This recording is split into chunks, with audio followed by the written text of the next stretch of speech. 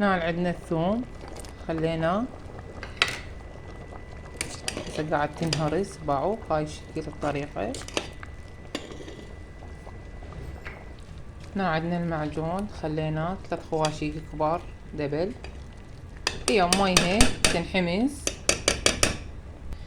هنا عندنا ملح خليه حسب الرغبة يعني.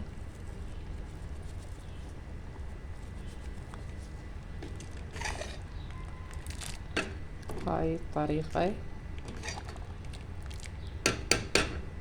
تعال نشوف التمن.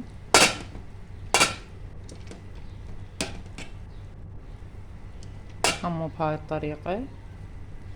هسه شو نسوي؟ نشوف المرقة مال الدجاج وين وصلت.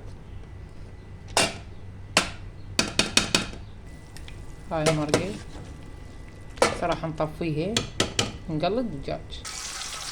هاي المرقة باعو هسه خنها صارت تخبل ادمان والله ادمان. هسه قاعد اقلب الدجاج هذا الشكل يعني. هسه راح نرجع نصوب وراويكم شكل النهائي. تمام.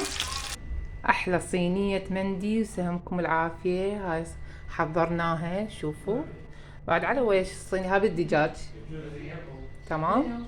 سهمكم العافية مع السلامة.